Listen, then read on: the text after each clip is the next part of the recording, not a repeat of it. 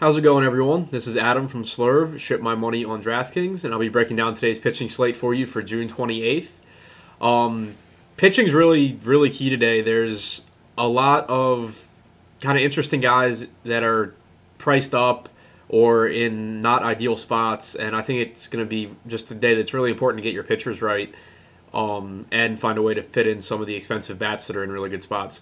So starting with DraftKings cash games, the two pitchers I like the most are John Lester at 11,700 against the Reds and Zach Greinke at 10,600 against the Phillies. My game plan in cash today is just to pay up for the safety at pitcher and then fit in, a couple Coors bats. And on a 15-game slate, I assume there's going to be some good value bats. So I think that's going to be my game plan for cash. For tournaments, I think it spreads out a little bit more. I still like Lester at 11,700, but I definitely don't think that you have to use him unless you're on a lineup of hitters that is pretty cheap and really lets you fit in Lester. I like Jose Quintana at 10,400 as a pivot off of Greinke in tournaments. I expect Greinke to be pretty popular because he's facing the Phillies and people just roster Greinke too much, even though he is a better real-life pitcher than fantasy pitcher.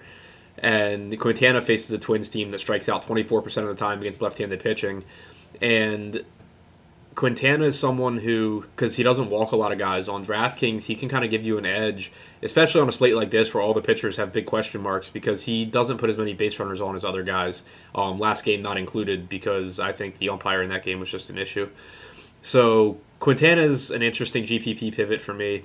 I also like Cole Hamels at 11,300 in the higher price range as a pivot off of Lester going against the Yankees. The Yankees don't strike out much against lefties, but they also don't hit them very well. And Hamels has the best, I think, strikeout stuff on this slate. He has the highest swinging strike percentage, and he also has the highest whiff per pitch percentage of anyone on the slate today.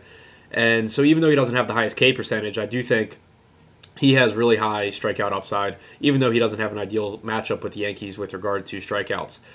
Moving down the list a little bit, I like Jared Eichhoff at 8,600 against the Diamondbacks. It is a risky play. So far in his career, he struggled a little bit on the road, but his last couple of road starts have been better.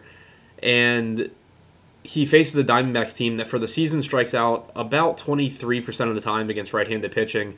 And in the last 2 weeks, they've been striking out 27% of the time. I think he's a really good GPP option today in that mid-range that really gives you some upside. And I think will probably go pretty overlooked. Chris Archer at 7,300. I'm almost never on Chris Archer, but I really like him today. He does have a lot of upside, possibly the most on this slate given his price.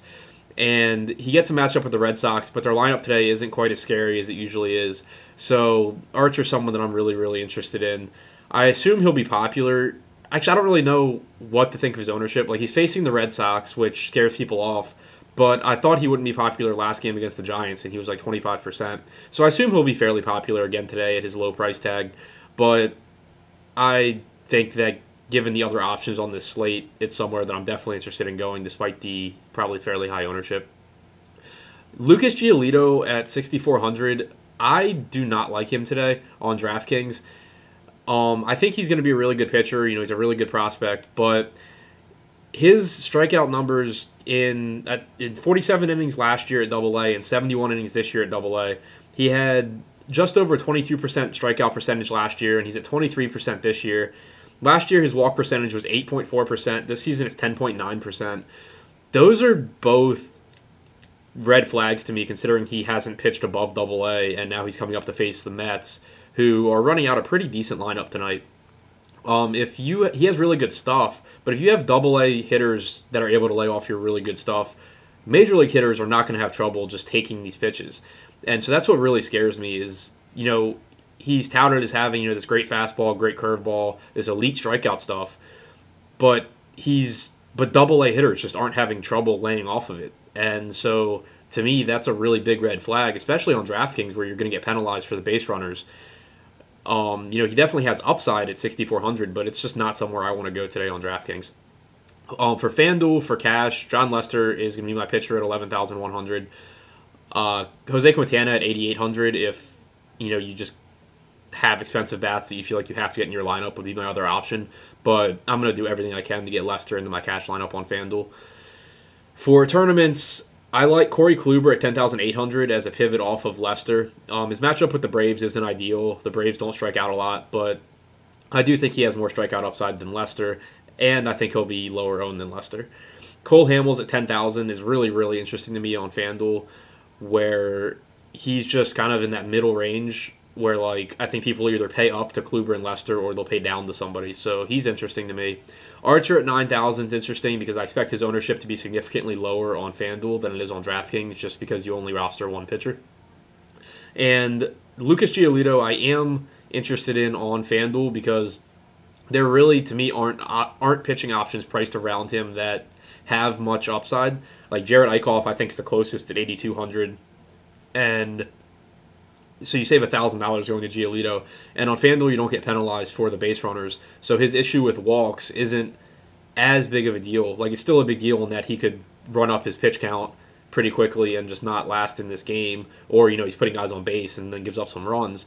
But at least he's not getting docked points every time he puts somebody on base. So I'm a little bit more interested in him on FanDuel, and I could see, using him and then paying up for some bats and just having a lot of upside there. So that's what I'm thinking for right now. Stop into the Slurve chat throughout the day or message me on Twitter at ShipMyMoneyDFS, and good luck tonight, guys.